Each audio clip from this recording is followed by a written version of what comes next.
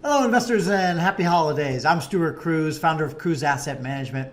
We're a boutique asset management firm where we do things by the numbers here, math and statistics only. So, what's your outlook on 2022? The markets are up over 26%, as you can see from this chart from our friends at White Charts, year to date.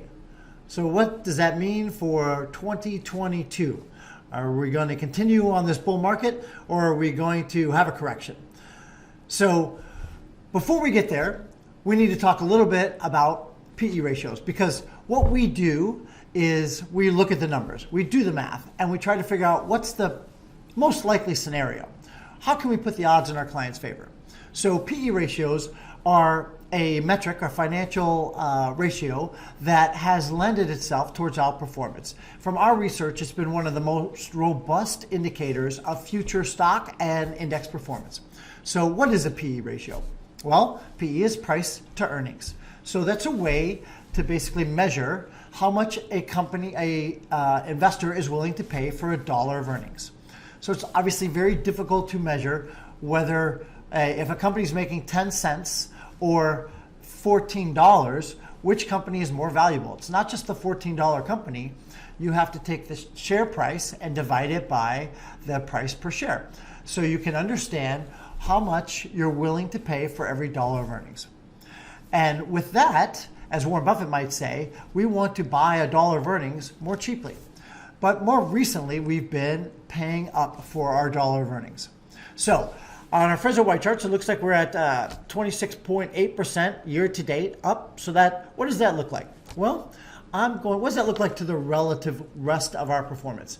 I'm going to refer to our people at JP Morgan. This is from the Guides to the Markets of fourth quarter. And I want to look at this chart here.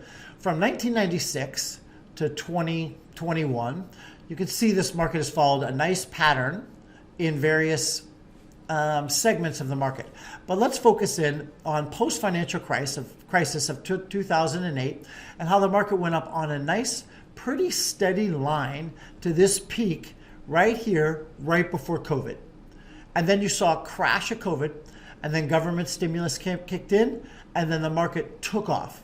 Now, if we were to just eyeball this chart and say, let's say there wasn't COVID in place, this line took a nice extended trajectory up. It took a whole new angle up. We were going on a breakneck pace here for a decade, and then from here, we jumped up. Now, you might argue that is due to government stimulus, and you would probably be right, that we could afford this nice angle. But should we continue on this trajectory, absent that same government stimulus?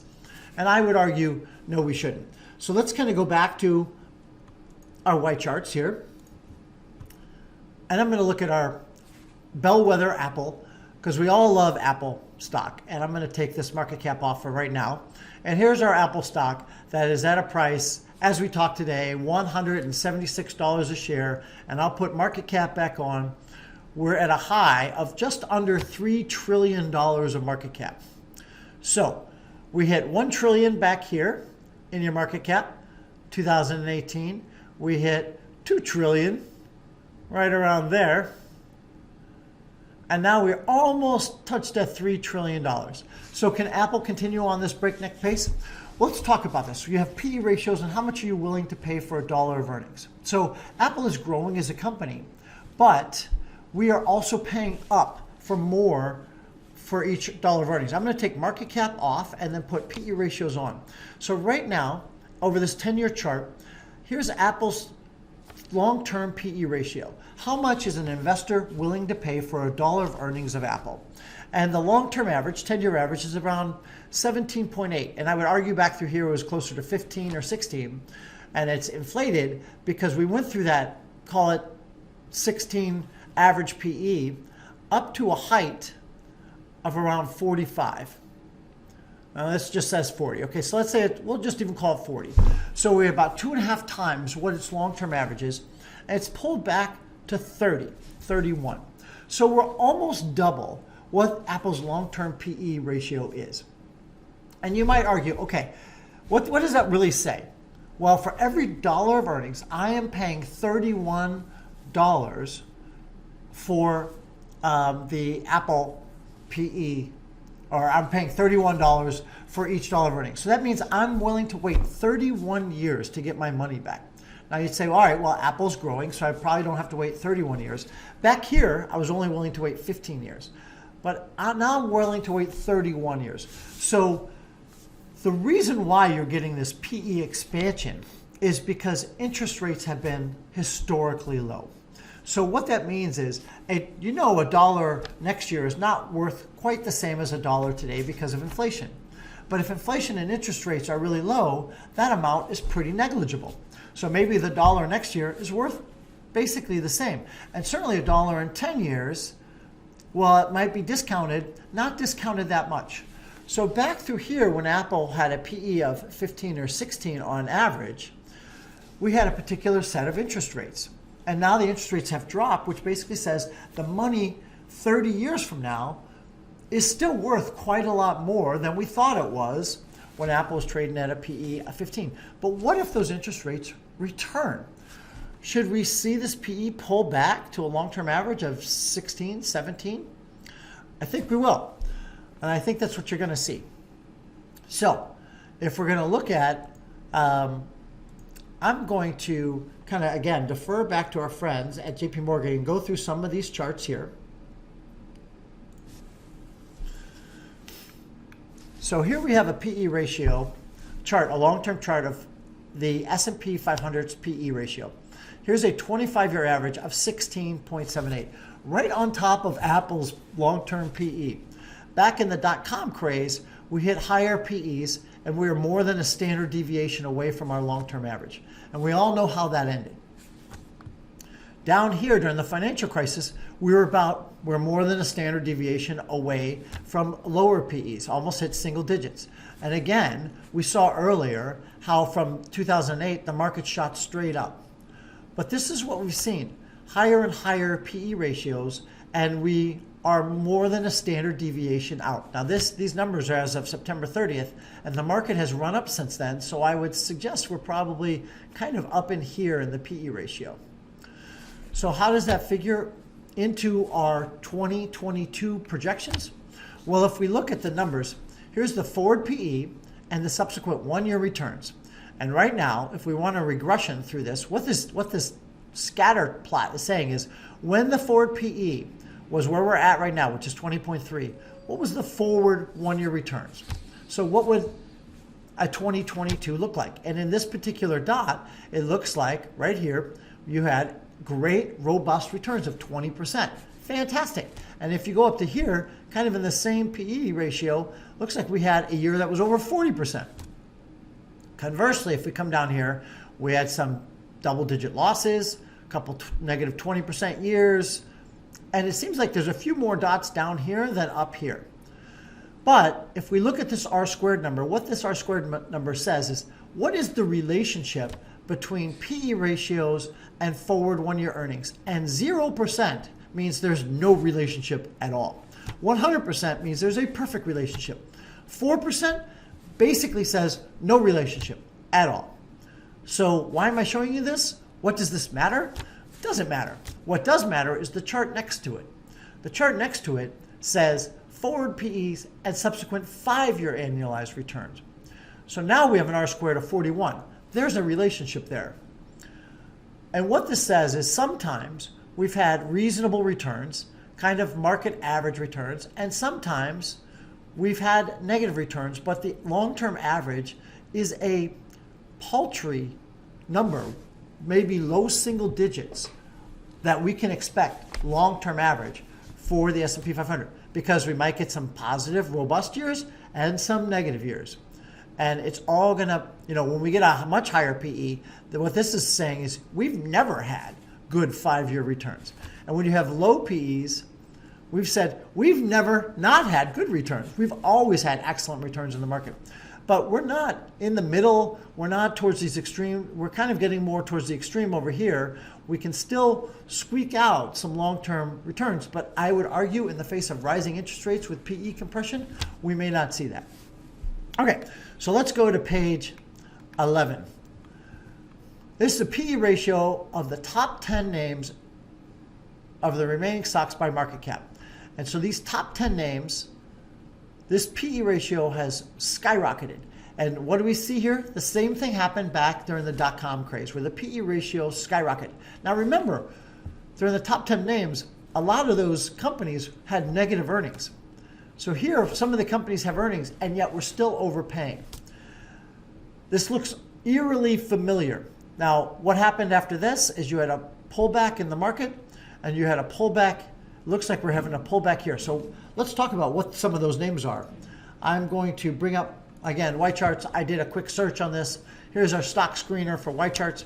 Here are the top names with market caps above $450 billion, starting at the low end of Visa and going up to Apple.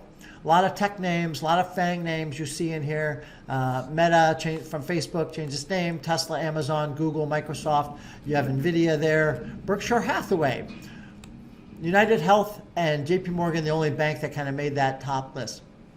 So those are the names we're talking about. I would be wary of those names because you're looking at elevated PEs that are ultimately should pull back because the top weight of the top 10 stocks in the S&P are at 30%. Again, back to the dot-com craze, boom and bust era, we're beyond these numbers.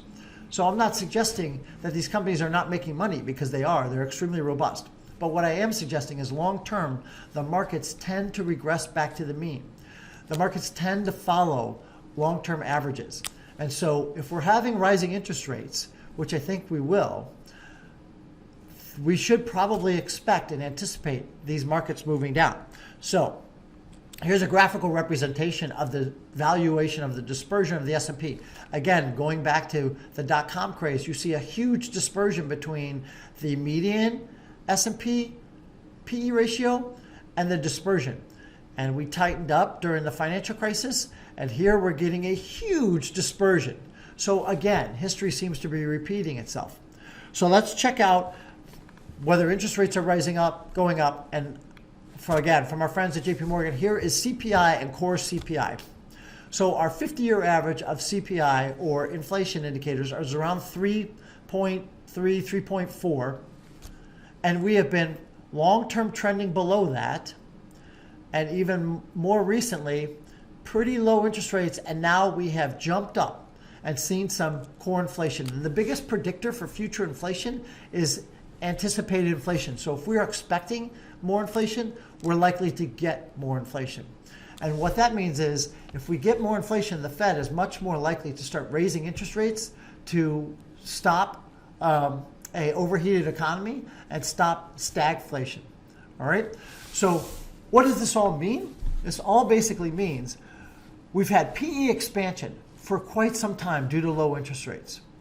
These companies, these top 10 companies, have benefited.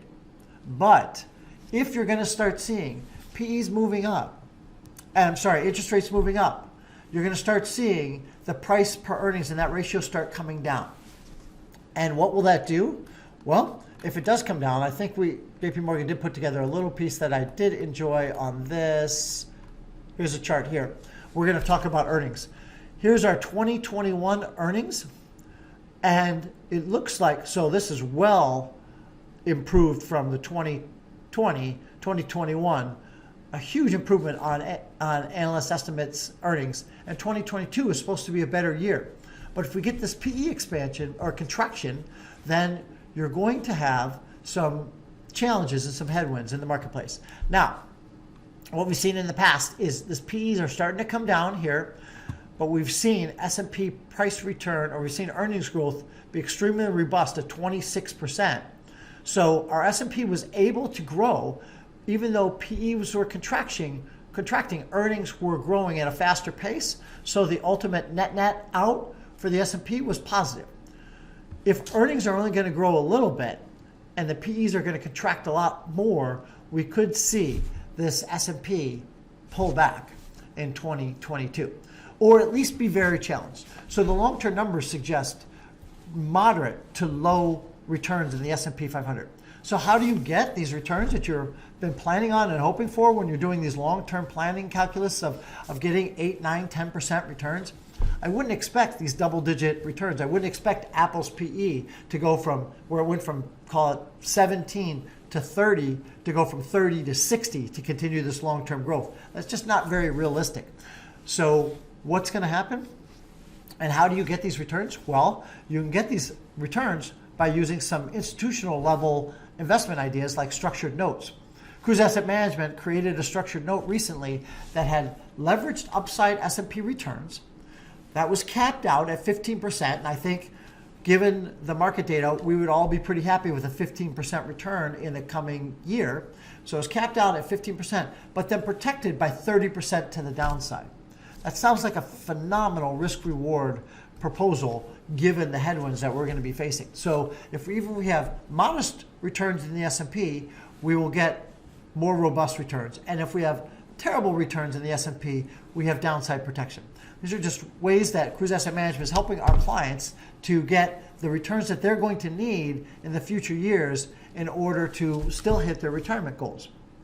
So if you want to know kind of whether your portfolio right now is over-risked, because what we find is about 80 to 90% of portfolios start to creep on risk. And when you've had more than a decade of great returns in the S&P 500, people start taking on more and more risk. And we're happy to give you an analysis on how your risk is measured and meets up next to the portfolio risk that you actually have. And we can compare those two to see if you're in or out of line, because when the market turns down, and it will turn down at some point, we will get a downturn. When it does turn down, people are surprised by the amount of risk that they have in their portfolio.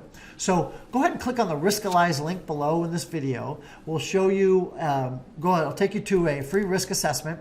It's just a few questions on your current risk, and it'll give you a chance to, we'll give you a chance to upload your portfolio so that we can see and measure your portfolio's risk numerically and quantitatively with your personal risk to make sure that they're in alignment. And then we'll also give you a retirement cash flow assessment to see if those two things are working together, your risk tolerances, your portfolio, and to see if they're actually in alignment with your future goals. All right, set up a session with us and have a free consultation. Go ahead and click the scheduler below. And this is Stuart Cruz with Cruise Asset Management, hoping that you have a very prosperous 2022. And don't forget to invest with the odds in your favor.